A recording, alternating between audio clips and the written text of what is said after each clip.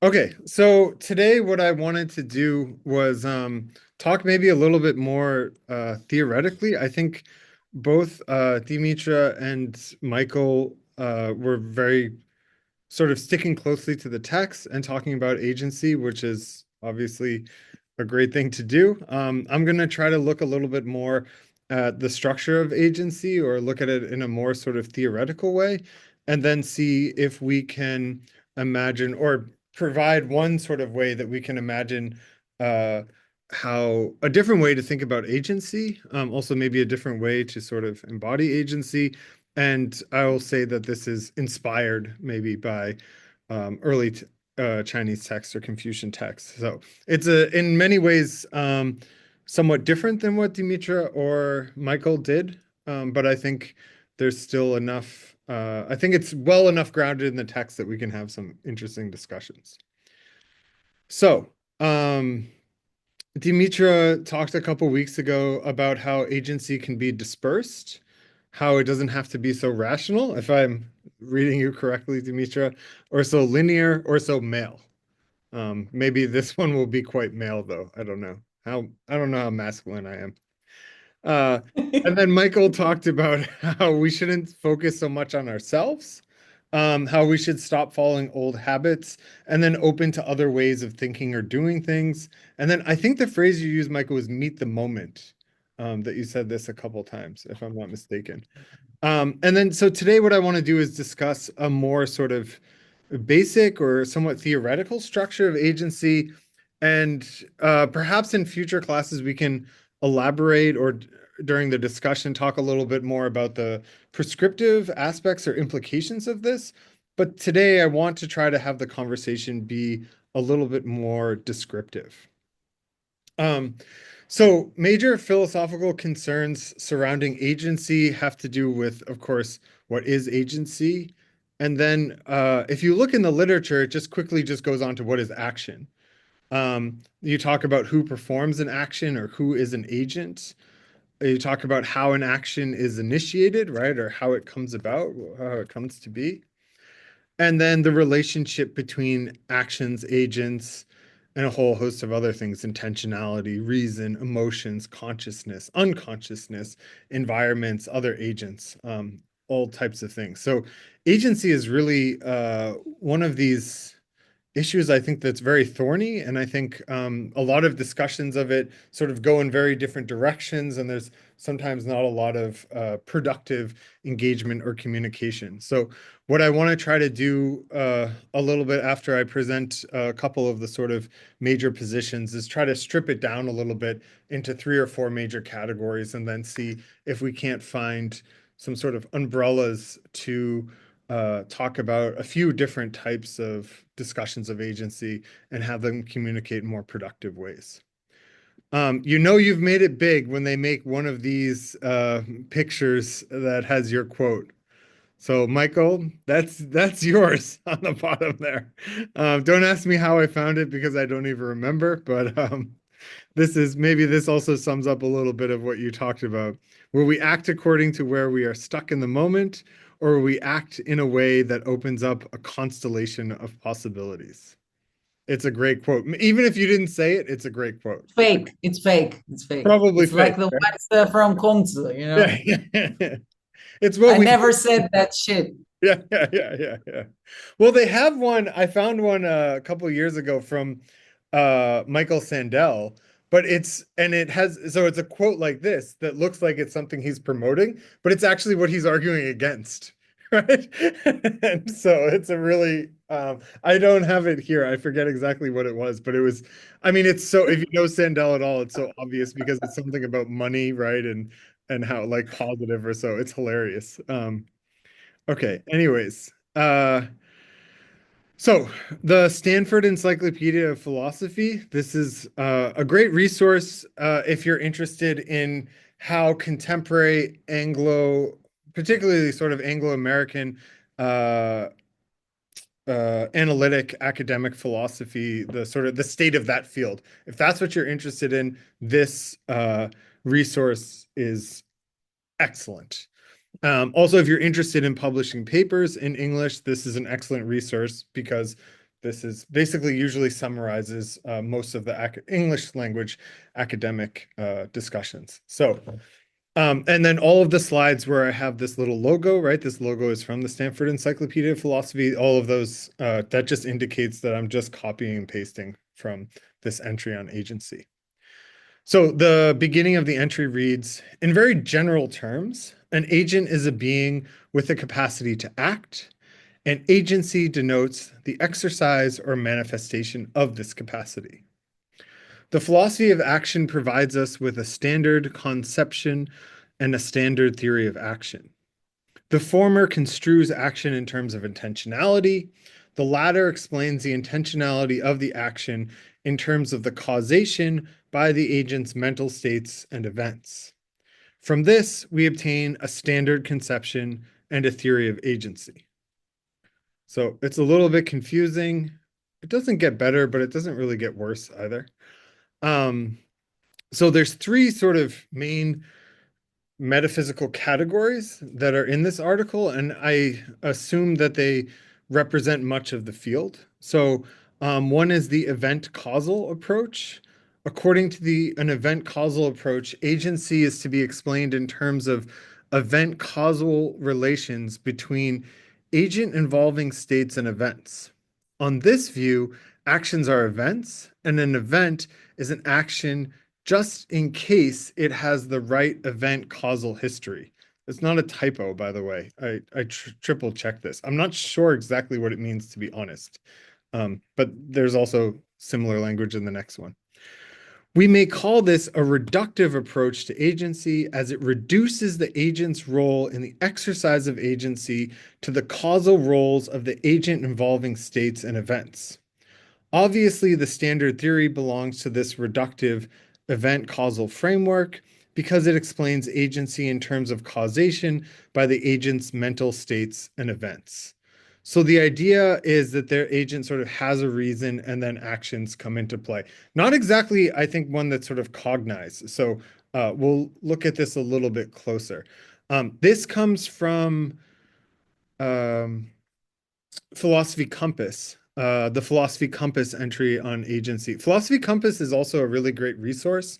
If anyone is not aware of it, it has tons of articles on all sorts of different subjects, and the articles are normally 5,000 words or less. And then the intended audience is philosophy teachers, so including professors, also students who have knowledge of philosophy, but not of the particular area that's being addressed in the article. So it's a really, and I do find it to be usually a little bit more clear than the Stanford Encyclopedia. And actually, this image at the bottom here doesn't come from the Stanford Encyclopedia. It comes from the Philosophy Compass article. So this is from Philosophy Compass, and then just on the bottom left, right, all the slides that I just am stealing from that have this on the bottom here. So event causal theories deny that actions are directly caused by agents.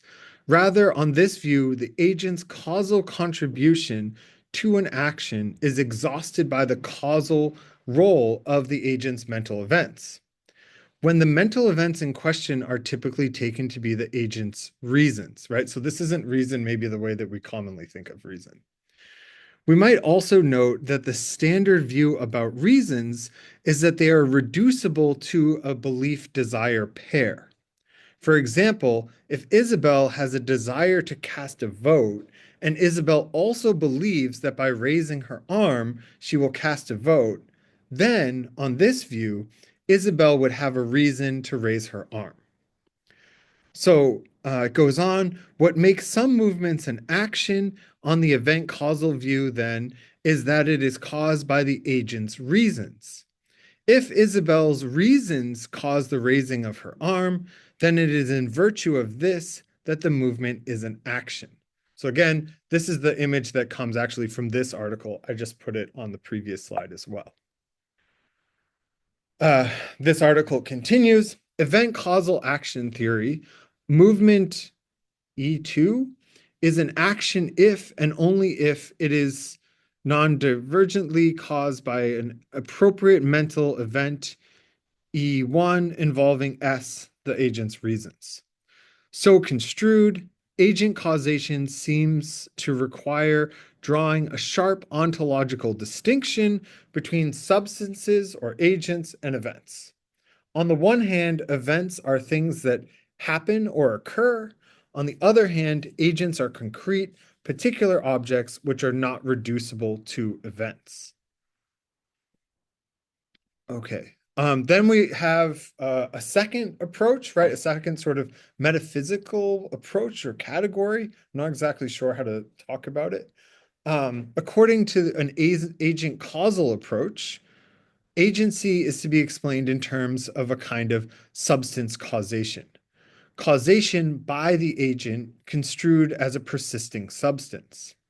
On this view, actions are events, and an event is an action just in case it has the right agent causal history, right? We have that strange phrasing again, so it's definitely, it's not a typo, I promise. Um, this framework provides a non-reductive account of agency insofar as it holds an agent's role in the exercise of agency is to be construed in terms of the exercise of an irreducible agent causal power, right? So then we have this idea that just the agent causes the action, not the reasons the agent has, which somehow leads about to the action, but the agent themselves. Um, and then the third sort of category, and so I think this one is a little bit more familiar, so I didn't add extra slides. Then the third category is the volitionist approach. And this one says that agency is to be explained in terms of acts of the will, usually called volitions. On this view, volitions are the source of agency. An overt movement is an action just in case it is caused in the right way by a volition. Volitions themselves are entirely uncaused, and they are sui generis acts. They are acts in virtue of their intrinsic properties, not in virtue of some extrinsic or relational property, such as having the right causal history. This is also a non-reductive approach to agency, but it differs sharply from both the event causal and agent causal framework in the important respect that it rejects the suggestion that all actions are events with a certain causal history. Okay, so those were three sort of different metaphysical categories, let's say. This is another approach. This is Michael's personal favorite approach. I think he's working on his fifth book about this. And maybe a movie, Michael? Did I hear something about a movie that you were planning this summer? Oh, several movies. Absolutely.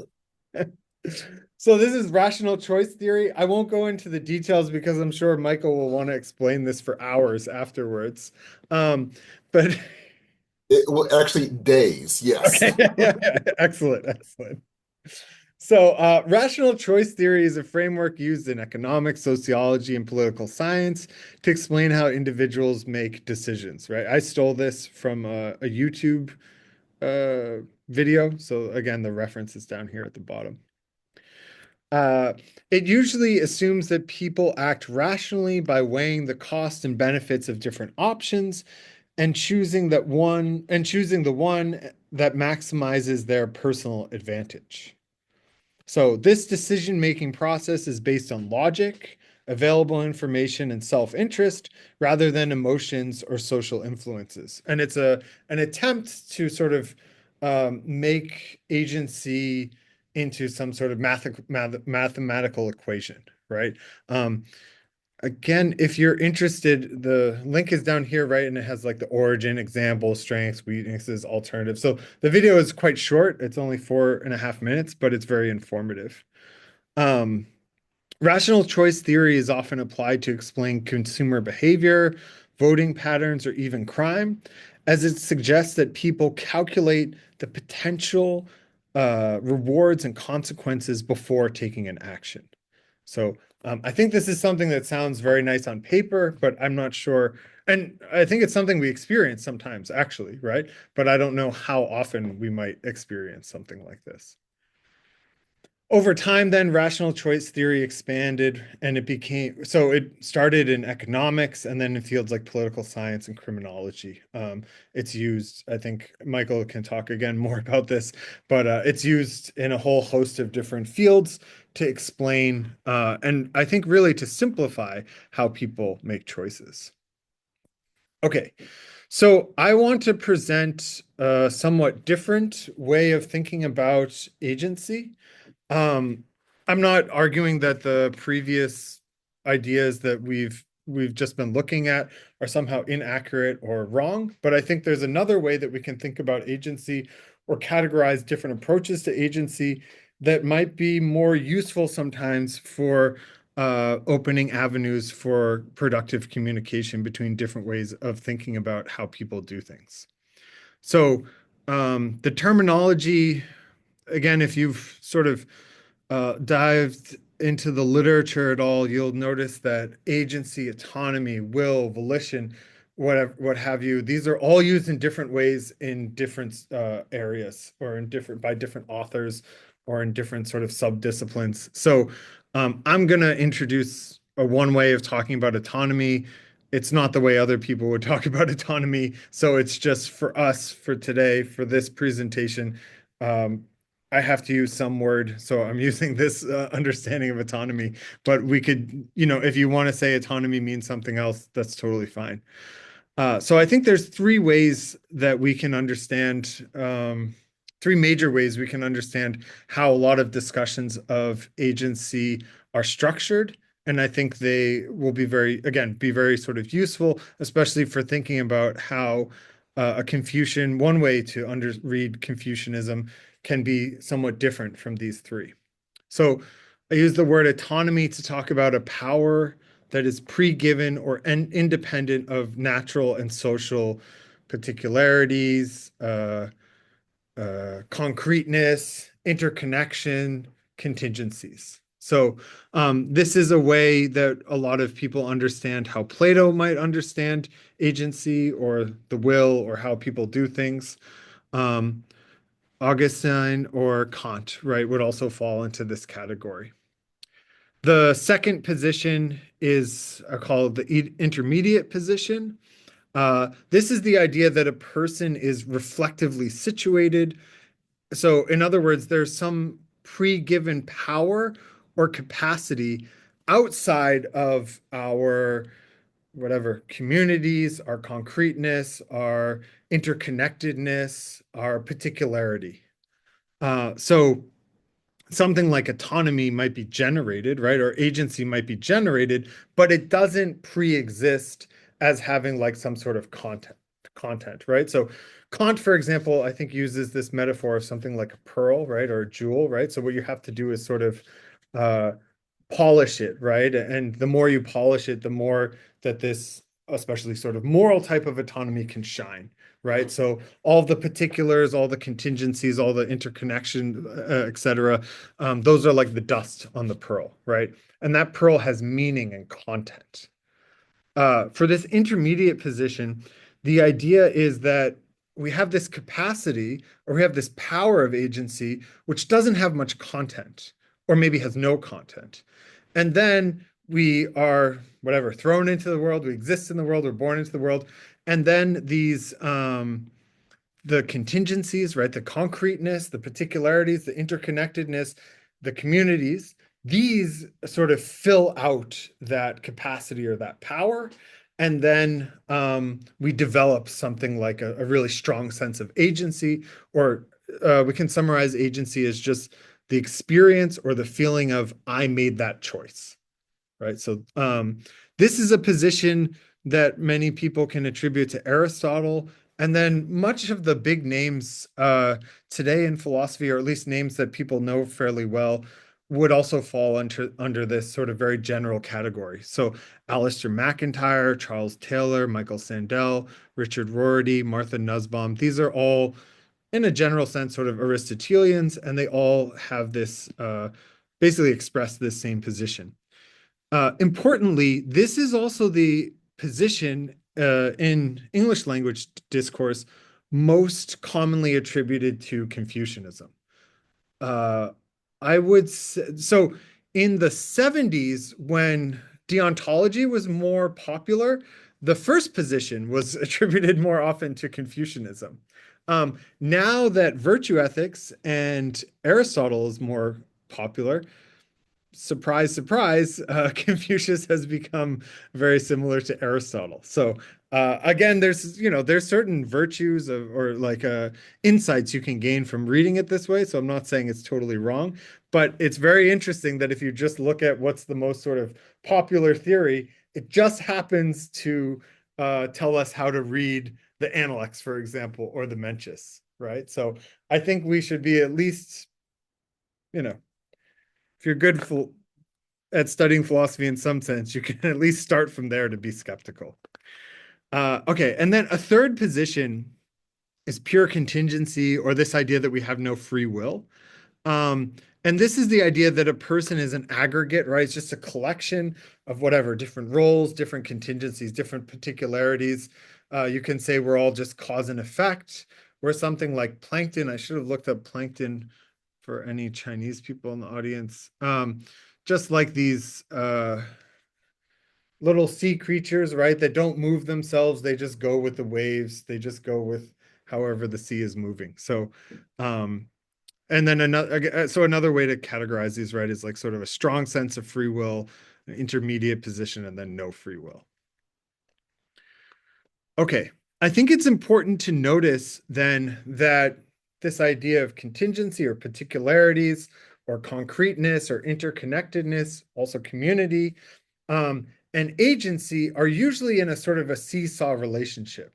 So whatever aspect of your action we can attribute to your particularness or your concreteness or your interconnection, we oftentimes say is then not contributed, or we don't understand that as part of your own volition, your own making a choice, your own agency. So so one way to understand this, right, then is autonomy focuses on that which is just of your own doing, right? It says you don't, whatever, well, like everything, it says what we care about is just what you do yourself. But the contingencies sort of don't interfere too much, or they don't influence too much. The second one says there is influence, right? But still, we need to sort of try to measure this or tease this out sometimes. And then the third position would say that everything, there is no agency, there is no will, right? Everything, so the seesaw is totally tipped on the side of contingencies, particularities, communities, interconnectedness, and there's nothing outside of that, or cause and effect, incredibly complex sort of cause and effect relationships. So interestingly, though, we can also note, right, that even the most sort of strong views of autonomy, someone like Plato maybe, or someone like Kant, don't suppose that we can entirely step outside of our particularness or our interconnectedness or our concreteness, right? So there's always areas of our lives that are dominated by factors that are not sort of rationally chosen or willed or owned somehow. So some degrees of an individual and social contingency pervade and change our perceptions of the world. I put this image of different flavors of ice cream because I think no matter how much free will you think you have, you probably don't think that you chose your favorite flavor of ice cream. That's my big philosophical argument today. At least there are some areas, right, where you probably didn't choose. Normally, these are areas that we consider outside of the realm of morality, but that's a different topic we can talk about a different day. Okay, so the first position, the position that there is a very strong sense of, or that we have a very strong will, or that we have autonomy, argues that there's a pre-given sort of, it can be a core self, a soul, a will, maybe something else. And this exists independent of our contingencies, our particularities, our concreteness, our interconnectedness, our communities. And it's a source of meaning, and it's the house of our agency or our choosing or our willing. It has content in and of itself. Then according to this type of thinking, normally, morality refers to standards or principles that are also outside of contingencies or particularities or concreteness, interconnectedness, communities, etc. So legitimate moral judgments then target that part of the person which is located outside of these contingencies, these particularities, these concreteness. And then I would say that many moral theories based on this position can be referred to as moralities of certainty. So they assume that there is one right or knowable or rational answer for each and every situation. So once a person knows what is correct, they should strive to do it. And oftentimes, even if their actions are not successful, right? Because success is based on contingencies, it's based on concreteness, particularness, interconnectedness. So even if their actions aren't successful, we can praise them based on the will or the intention alone without referring to particular contexts, right? And also importantly, normally, according to this type of position, what's right for me in a situation is right for you, for you, for you, for you in a like situation, right? So there's not too much focus on, again, obviously my particularities, my interconnectedness, et cetera, right? This is the type of, if we talk about 13:18 in the Analects, right? The sheep stealing passage. And we say, well, it's a lie, or there's stealing, blah, blah, blah. And we try to sort of isolate this and say whether this is right or wrong in and of itself. This is a way of thinking that's very much in correspondence with this type of approach to agency. Okay, the second position, or the intermediate position, says that humans are endowed with a power or capacity to reflect, to reason, or to will that exists independent of contingencies. However, this power or capacity is itself not a source of meaning. It must be informed by contingencies, so communities, culture, social norms, virtue, again, particularities, concreteness, everything on the other side of the veil of ignorance has to be brought in, right? And that's also sort of one of the major sort of targets of these thinkers is John Rawls. So agency is pre-given as a structure, right? And it's probably the same for you, for you, for you, anywhere in the world at any time, right? Just as autonomy, that jewel is probably the same in all of us, at least, or maybe it's rational capacity, et cetera, probably more or less the same in terms of agency, right? Not in terms necessarily of who we are.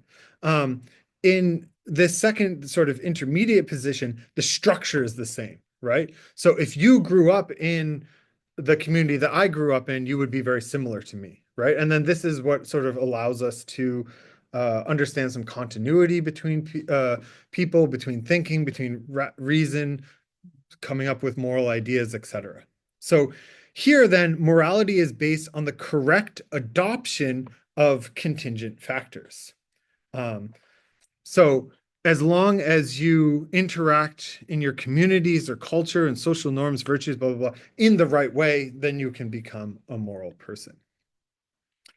I think one way we could think about the moralities based on this position is as moralities of tragedy.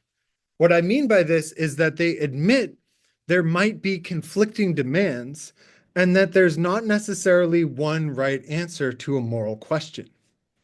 They also allow that even while there may be one answer which is better in terms of degrees, it does not absolve all the conflicts.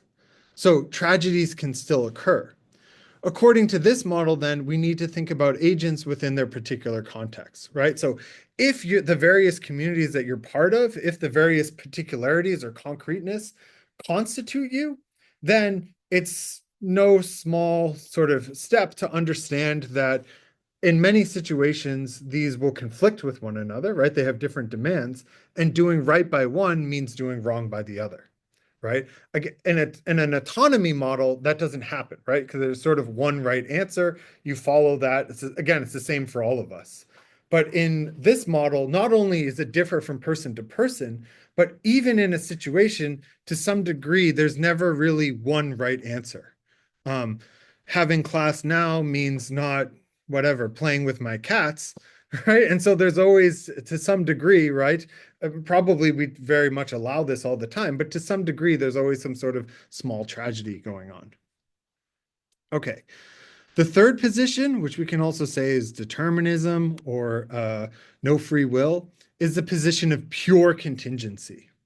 So here the argument is that there's nothing outside of contingencies. Humans might experience, right? We have the feeling of free will. We have the feeling of reflection or critical reflection. We have the feeling of choice, but they are actually just products of an extremely complex, unfathomable web of cause and effect. So randomness might even be admitted in the system, but there's nothing like free will. Agency is an illusion. There's no true reflection. And here, any sort of moral claims are probably not going to have much to stand on. We're probably not going to be able to develop a persuasive morality if people do not have any free will.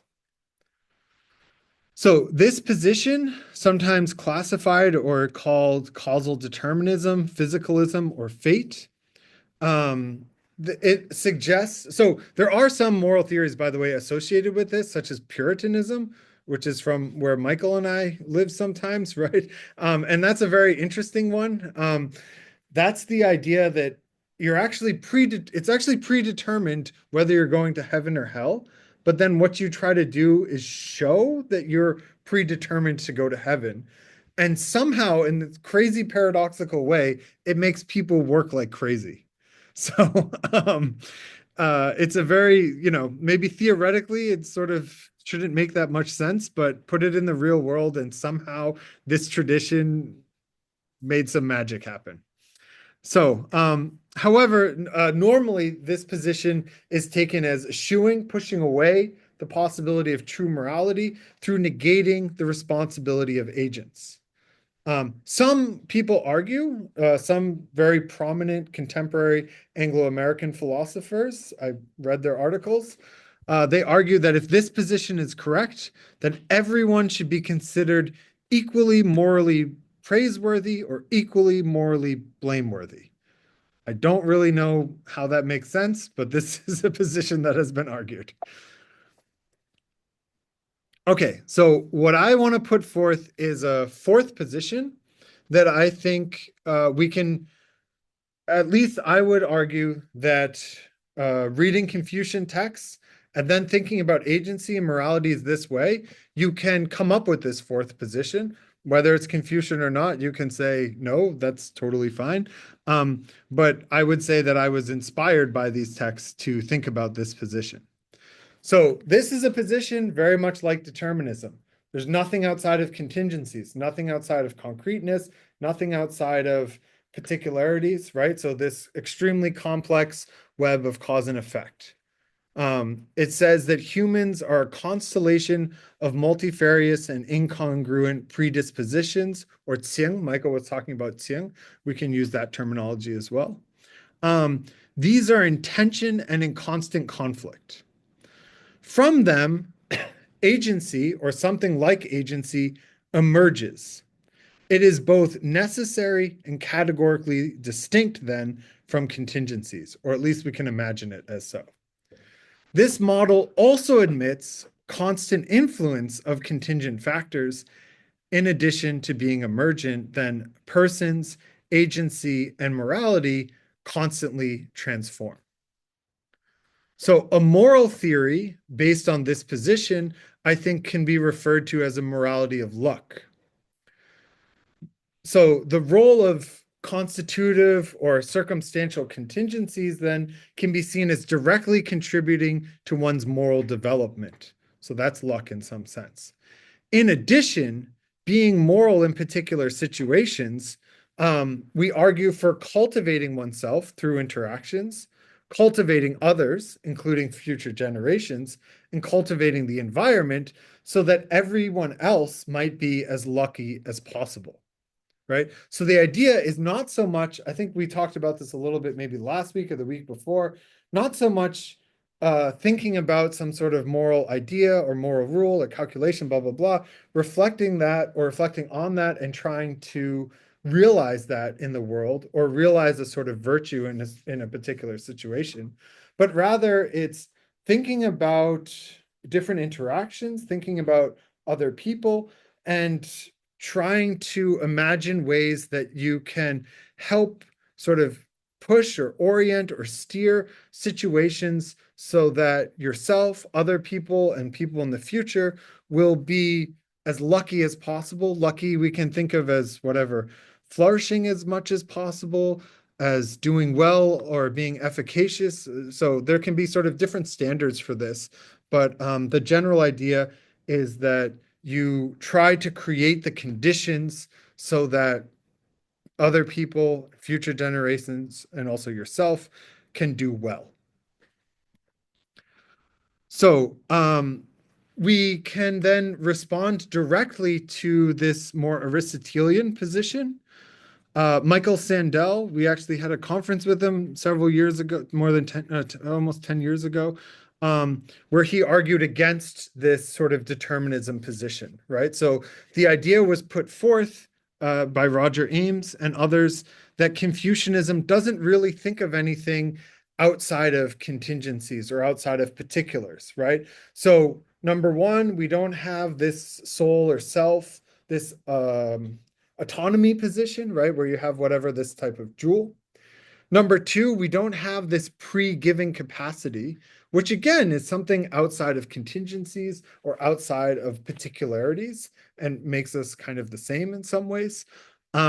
We are just this conglomeration of different multifarious, incongruous qian, let's say, or qi, or something else.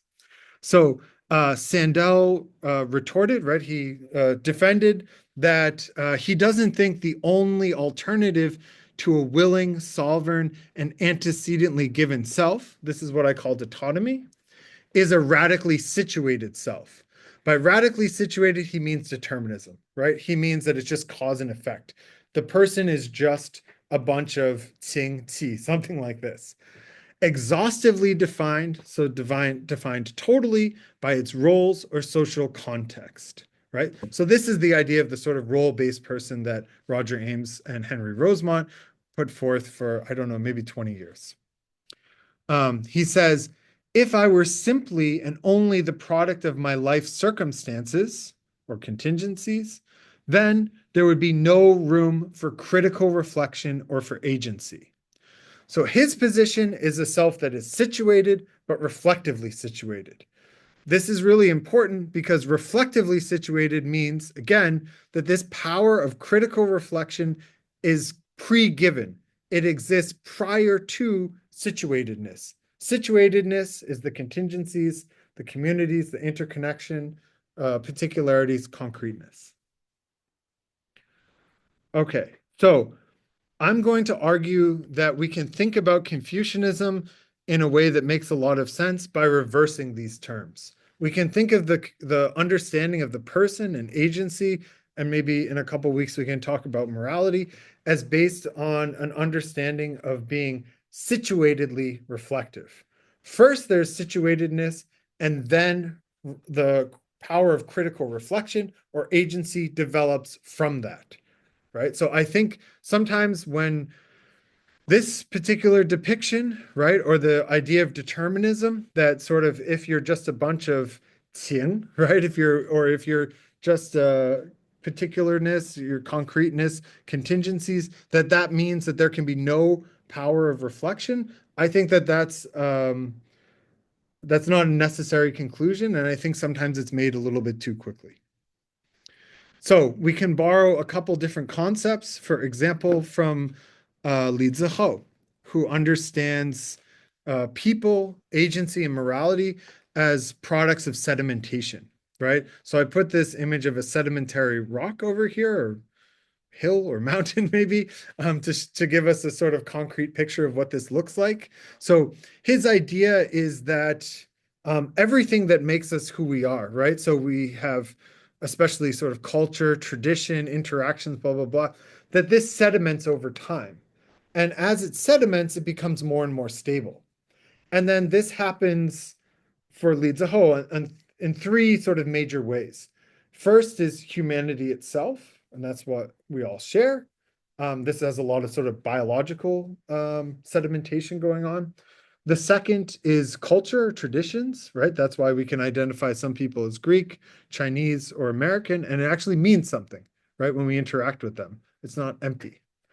And the third is on a personal level, right? So that's all the trauma from your childhood, all your good and bad relationships. And it includes everything, all this biology, right? What it means to be a human, what it means to be American or Greek, right? This is all also in the personal as well. So through a process of sedimentation, right, different aspects of who we are as a species, as a culture, tradition, and as an individual become more and more solid. So that's the first idea I want to borrow. The second is the idea of emergence, which is basically that the sum is more than its parts, right? So emergence is a concept that describes how complex systems can produce new properties or behaviors that are not present in their individual parts. Emergence will then help us conceptualize how moral thinking is not simply reducible to pure relativism or pure contingency, about how people can critically reflect on their contingencies and develop a sense of agency, and understand how whatever virtues or values are produced in interactions between persons. So then we can recognize how everything is connected, how morality, agency, values, and etc. grow. They're cultivated, they transform, and they're not always subject to controllability, understandability, or predictability. We can go into this again in more detail in a couple of weeks. So this sort of metaphysics or theory of contingency and sedimentation, along with emergence, allows us to appreciate meaning in specific ways. So what matters most about a person, for example, when we interact with them, are the various particulars and that are concretely constitute who they are, who we are, and then frame the exchange that we have. Decisions are always made about particulars and thereby necessarily involve particulars. No one is able to neutrally assess situations in a completely abstract and sterile manner. So the concreteness of each person, from their cultural and individual backgrounds to unique biological and psychological states, are the very threads woven together in exercising critical reflection or agency. Agency then is a result of co-arising and co-transformation, and this includes moral decisions and behaviors. And again, we can talk about this in more detail later, but morality itself then is always about concrete problems that exist in a world of particulars. Thus, the content is invariably thoroughly imbued with contingencies. But also, the very approaches we take to moral issues, no matter how pure, abstract, or mathematical they might claim to be, are always already structurally contingent as well. So we then get the idea that people, again, are situatedly reflective. So persons are an emergent foci of multifarious and incongruent contingencies or particulars or concreteness, which are, given their constant tension, constantly cultivating or transforming one another. The result then is a very cogent sense of self and a strong sense of agency or power of reflection or critical reflection that we can experience as something like autonomy, right? We have this experience of making a choice. We are able to critically reflect on particularities or contingencies, not because we are somehow distinct from them, but because we have sedimented or emerged or both through time. So agency then is an emergent necessity generated both from internal and external multifarious and incongruent particularities, concreteness, interconnectedness, communities, etc. So we can understand then early Confucianism as suggesting that people can have a quite strong sense of agency. Sorry, I messed up this. Okay. Which might qualify or look like something like autonomy. Again, the morality of luck that then emergence is given this contingent world and this situatedly reflective person envisioned by Confucian thinkers, it makes sense to explore readings of Confucianism as a morality of luck. The moral imperative then becomes cultivating circumstances so that oneself, others, and future generations are as lucky as possible. Again, lucky meaning having conditions for cultivation, for cultivating into good persons, good society, good future, etc. And this is a continual process then of navigating contingencies and trying to steer them so as to bring about the cultivation of luck. There's some overlap here as well with other contemporary Chinese thinkers. So Professor Yang Guorong, for example, talks about individuals whose very existence is integrated with social practice and thinks about the self as a result of cultivation with and through others, right? So this phrase, 成吉成物. And again, Li Ziho has a somewhat similar position as well. He refers to it as subjectality, 主体性. And if we want to talk in future weeks, we can also discuss how this position, both the reflectively situated person and a morality of luck, can provide some somewhat alternative responses to various crises, as outlined, for example, here by Michael Sandel, the problem of merit in the US in particular. A couple of weeks ago, we had Zhu Huilin talk about merit in China and in America, but we could also talk about how this conception sort of responds particularly to the American context. And then also, as outlined by the sociologist Hartmut Rosa, a crisis of meaning, an alienation that we also find given various, not only individualism, actually, which he doesn't identify so much as a problem, but maybe our technologies and the acceleration of the world that is sometimes referred to as modernity. Okay, thank you very much. And I think we have some time for questions.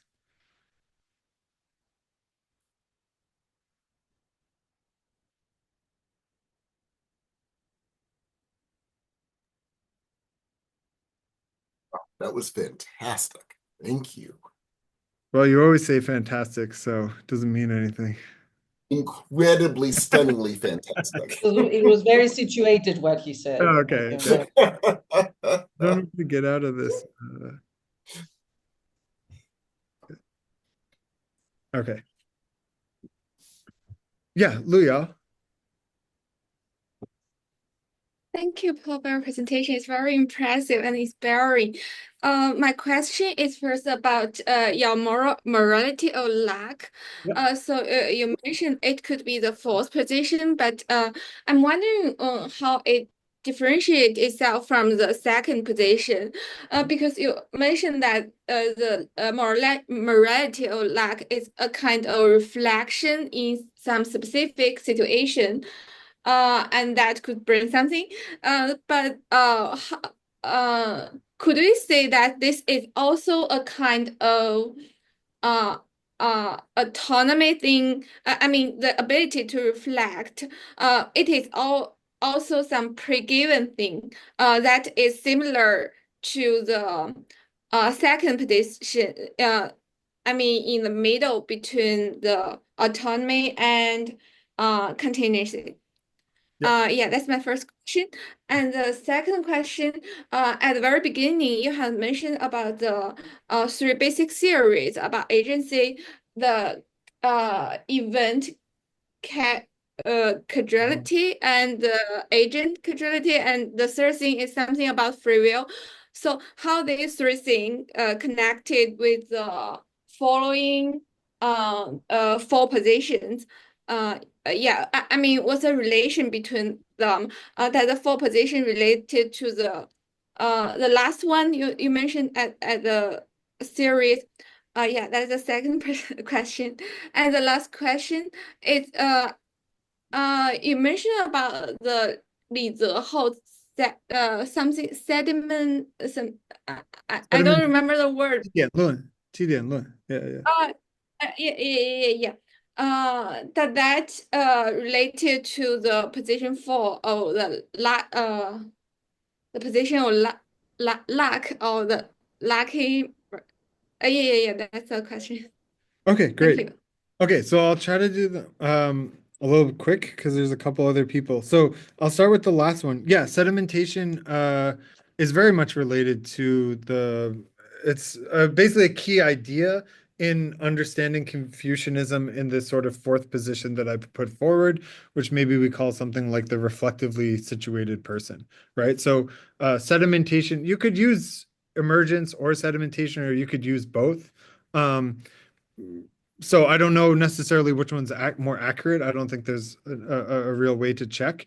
But I think if you read Li Ziho, you come up with or it's possible to come up with a very similar position. It's just not articulated in the same way that I've articulated it. So, yeah, so sedimentation is not just related, I think, to this position, but potentially an integral part of it. Then secondly, the first positions, right? So the ones that I stole from the Stanford Encyclopedia, how do they track to those four other positions that I identified sort of halfway through? I think they overlap in some cases, right? Or they fit some of them seem to fit more into the first position, autonomy, some seem to fit more into the second position, the sort of intermediate position. Honestly, I didn't look into them to the degree to be able to sort of categorize them so exactly. But I think that those four positions that I presented basically cover, other people can check, but I read this literature for about 2 years, and then I sort of came up with this idea, but I think many other people have similar sort of these three types of categories. So I don't think it's that unique, and I think those other positions that I mentioned from the Stanford Encyclopedia can fit very well into those different positions. Then the second question the first question is the most sort of challenging question, the one that requires the most detail. So that's how is this so-called sort of fourth position, right? The situatedly reflective position. How is that related to a reflectively situated position, right? Because Michael Sandel, for example, he's a great example of this second position. So again, so the critical difference is you can just find it in the terms, right? So this second position, or this Aristotelian position, is a position that says, first, you have a power of reflection, or you are a power of reflection, or capacity of reflection. This is pre-given, right? This is before community. This is before whatever, your body. This is before anything, right? This is before any particularities or concreteness or contingencies. And this should be the same for everyone, actually, right? And I think there's also implications then that I mean, so we can go into details, and I think they can be a little bit differentiated. But yeah, that first sort of the idea that you have this power first, right? And then it's put into the world is critically different than the power develops from your sort of worldliness or from your particularities, communities, concreteness, right? That position that I'm saying you can use Confucianism to think about, the situatedly reflective position, this is a position that allows for much more nuance. I think it can explain better why people not only make different decisions in different situations, but actually think differently and go about. I think actually agency is sort of exercised differently in different situations, and perhaps people at different ages, different cultures, etc. Not just that they have a similar power or structure that has different content, but that structure or power has actually been whatever sedimented, emerged, or whatever differently as well, right? So it allows much more room for nuance. But I think you're totally right to point out that there's a lot of overlap between them, and it would take a long time to, I think, go into all the details. Yeah. Thank you, Papa. Yeah. Jonah, I think, is next on my screen. Yeah, thanks for the talk. Sorry, I missed the beginning, so the initial framing. So forgive me if I'm retreading Yeah, yeah. territory you discussed. But I was also wondering about where this view fits among the others, because it seems like in these like discussions of agency, there are a lot of different particular issues that you can maybe take different views on, right? So there's like, the SCP article is like about the metaphysics of action, those three, and then it seems rational choice theory is more a theory of like what our actual standards for action are, and that could maybe pair with any of the metaphysical accounts. Yep, yep. And then, views about the foundation of morality. Maybe you could do some lots of like mixing and matching. Yes. And so it strikes me that maybe this like it seems like what you presented as your position four is more a view of the maybe of the causal origins of agency or the historical origins. So it starts your kind of there's this like process of dispositions, interacting, etc. There these dynamics, and then a person emerges out of it. And I'm also wondering how different that is from Aristotle, and also how whether this position could be combined with some of the other positions you laid out about the metaphysics of agency, or about the like more the content of morality or the foundations of morality in its relation to agency. Aristotle is the example I'm thinking of, because like for Aristotle, we don't you don't start with fully developed ethical capacities, of course, right? You kind of you gain them as you grow up, and you have to be educated in the right kind of society, etc., so that you have take pleasure in the right things, and take displeasure in the wrong things. And the form of you, the soul is like combined with your matter. It's not something that's like planted from above. Mhm. So I'm wondering, could you take Aristotle to be I was also because an example of yours, and maybe even if it's not Aristotle himself didn't have the same account, could you have something like an Aristotelian or even a Kantian account of the metaphysics of agency, or the model of action, combined with this like causal historical account of how agency emerges? Yeah, so this is actually what so the last part of your question, this is one of Lidzeho's sort of major projects, right? What he argues Mhm. is that Kant's understanding of autonomy and even of the categorical imperative, these are, to use the language of contingency, all completely contingent, right? They're just sedimented over time. So the what Kant is sort of wrong about is thinking that they're transcendental, right? Or they're sort of somehow Mhm. sourced from outside of that, and also that reason is so sort of primary, right? That's another thing that's going to hugely differentiate the way that I read Confucianism from all of the other positions, um, or probably most of these other positions, because reason is just not going to play, first of all, that big of a role. And second of all, it's not going to be given sort of its own category. Well, maybe these are sort of the same, right? But you're going to understand that reason is, or the reasons that we come up with, you can borrow from Nietzsche, right? Who would maybe also be a good example of this type of position in a very general way, right? That oftentimes this is going to be sort of done after the fact that you're going to come up with these reasons, right? And when you're actually engaging in making choices or just doing actions, that rational considerations are given no primacy over other types of considerations, right?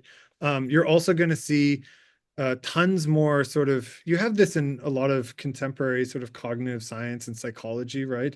You even have Nobel Prize winners who talk about how, um, in Israel, you looked at these studies, and before lunch, all these prisoners, didn't get probation, and then after lunch, they all got probation, right? Things like this. So you recognize that all types of different factors, really contingent factors, um, go into all different types of decision making, and trying to come up with too clean of a model or too sort of mathematical of a model might not be so useful. that things are going to be a lot messier and that we're going to have to include maybe more things than we previously have when thinking about how decisions are made, and also probably how decisions should be made. So Hmm. I think, again, the Aristotelian position, well, first of all, sort of prioritizes reason, right? Even if it's not always a priority, it should be a priority. And then secondly, again, there's sort of something there, like you said, that matches up, right? So that and that again, that changes things. That has a sort of ripple effect. It changes things in all sorts of different ways, right? At the core, somehow we're all kind of the same, or potentially all the same. At the core, we should all somehow kind of make choices in the same way, or potentially in the same way, right? Um, and it also says, right, basically, if you, there's sort of one, and it's general as well, right? But there's one sort of model for how you should make choices or the best type of person to be, right? And which of course has all sorts of sort of historical problems, right? Because of the particular ways that he thought about this.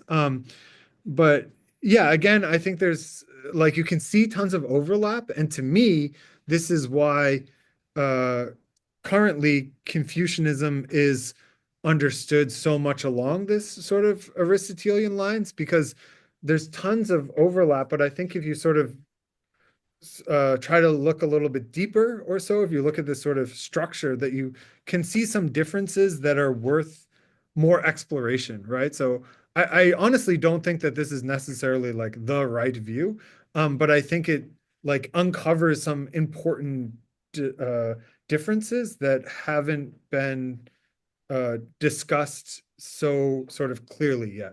I think if you look, for example, in like I said, Yang Rong leads a Ho or so. Like if you like, there's some discourses where this type of thinking is considered sort of obvious or so, but these discourses aren't always put in productive communication with other discourses. So that's really the main goal of this, is to try to take what's kind of obvious in some discourse and match it up with some discussions in another discourse, and then see if we can have some, again, sort of productive communication. Right. So Great, thank you. yeah. Angela? My question will be based on Confucianism because I noticed that you mentioned Confucianism and Taoism in your title. So I guess when you make this new model, you get some ideas from their theory. And I wonder how you deal with the metaphysics of Confucianism because even before Confucius, in the Western Zhou dynasty, people already have the idea that we get our virtue from the heaven. And even though it is not well developed, it is something every people have. And if people do very well, they can brought the Tao. But this is something pre-given and everybody have. Even though we have different roles, different virtue, different relationships or so, we all have this potential and responsibilities to cultivate it. So it seems that we already, if we accept this idea, we already sink into the moral principles or rituals of Confucianism. And I noticed that you cite Lisa Howe's theory. Actually, I think he make his theory mainly based on our experience.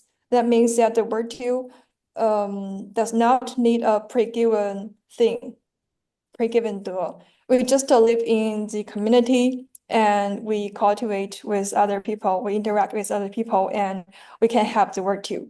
So just we only need to be a biological person, biological human when we were born. But for early Confucians, they have something else, as well as for Michael Sandel. I think he also think that our moral sense is cultivated in certain culture tradition. We don't need to have such thing given from the heaven. But for some other contemporary philosophers like Mo Zongsan, the new Chinese philosophers, they insist on that we have this thing. So I wonder how you deal with this metaphysical assumption in Confucianism. Yeah. So you put it very nicely, right? So so you can have a sort of more Mozong-san sort of reading of Confucianism, right? Mozong-san also very much influenced by Kant, Or you can have a Li Ziho sort of style of Confucianism, also influenced by Kant, but rereads Kant in a very interesting way, right? So I'm going more down that sort of road, right, with Li Ziho. And focusing more particularly on the Analects, right? And then certain ways that the Analects was developed. So the reason Taoism is on the title slide is because just the title of the course, actually, right? I think it's 儒道思想与现代社会, but 现代社会 is not 中国社会, but maybe 美国社会. So I'm going more down Li Ziho's road, right? Sort of concentrating on the Analects, thinking about also how it was developed, right? But in different sort of ways. So the way Wang Bi or Guo Xiang have developed Confucianism, right? Which don't really rely on this maybe Tiande. So, but not to say that this has never been part of the tradition. I do think it's critically different from some ways that I talked about autonomy or agency in the first two positions. But just to be quicker, you're absolutely right about that. And there's much more overlap between that way of understanding Confucianism and either the first position or the second position. Yeah. James? Hello. I think I don't really have like a very precise question. I was hoping rather for kind of some discussion around reason, and sort of how it's being conceptualized in the conversation. Because a moment ago, right, you mentioned that we're trying to sort of upend this idea that we have, like all of us, some kind of basic given like capacities of reason, which like will be applied sort of regardless of like contingent culture and tradition and so on. So like certainly in the case of like deductive reasoning, right, and like models of agency that are based on like deductive reasoning, like I think that's perfectly valid. That's not really a big thing in the Confucian tradition, but like, for instance, analogical reasoning, right, seems rather quite important, right? He seems to emphasize a lot that we need to be able to draw connections between disparate realms of knowledge, for instance, right? The ethical and the ritual, for instance, or like the poetry and so on. And as far as like sedimentation as a general notion, right? There's this part of the reason why it's emphasized that you need to be educated in the poems, educated in the histories, educated in this, is so that we're sedimented, me and the people around me are sedimented in similar ways. Right. And part of what the basis of that, of sedimenting people in similar ways, is predictability. If you and I are sedimented in similar ways, then we can sort of predict behavior, right? Which is a rational capacity and to some degree. So, I don't really think I had anywhere precise I was going with all of this, but just kind of more asking for more discussion of kind of how we're conceptualizing reason. Some of them seem definitely strange and alien to the Confucian tradition, but others seem quite amenable. Yeah, I just completely agree with you. And I think also what you said just now about predictability also very important, right? That you want people in some ways sort of thinking and doing things in somewhat similar ways so that we have rather thick social norms, right? And that we can, if you're in a smaller community with relatively thick norms, right, there's a lot we can know about one another. There's a lot we can predict about one another. And then we have some degree of control, right, about ourselves and our interactions and stuff. So this is certainly important. I think it would take much longer to answer, right? But then if you compare this with other ways of thinking about morality or ways of thinking about interaction, you might see some, like, it gets sort of complex, right? Because you're basically always with morality or ethics striving for predictability, controllability, knowability. I think that's there's no question about that. But then how that is supposed to come about is very different. So in the Confucian model, this is very much predicated on, just as you said, like we sediment ourselves similarly. Right, we're in similar groups, etc. Right, our roles are known very well, things like this. Whereas in other traditions, or in other ways of thinking, we might say, well, we all know the same rule, right? Or we all have the same reason, we all have we share this sort of principle, and then we're supposed to go down that route, right? So it becomes very complex, just like your reason question, right? I'm just using this as a sort of, maybe a little Kantian sort of flavor in there, some of Liedzeho's sort of critiques. But if we keep going, I think, yeah, it sort of unravels, and there's a lot of different things we could do in discussing exactly the role of reason in this. I think, Michael, we're exactly on time for you to escape. Well, this was absolutely fantastic. Thank